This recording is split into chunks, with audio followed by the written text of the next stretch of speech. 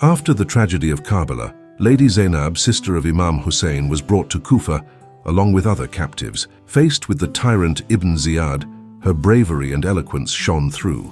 Ibn Ziyad, attempting to demean her, mockingly asked, "How did you find the way Allah treated your brother and your family?" I saw nothing but beauty. These are people whom Allah had decreed to be martyred, so they went forth to their resting places.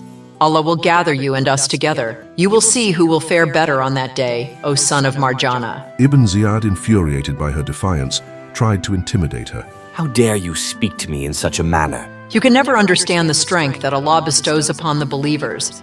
Your threats mean nothing to us. We stand by the truth and we remain unbowed. Lady Zainab's words resonated deeply with the people of Kufa, awakening their conscience and igniting a spark of resistance against tyranny. Her confrontation with Ibn Ziyad in Kufa is a testament to her unwavering faith and courage.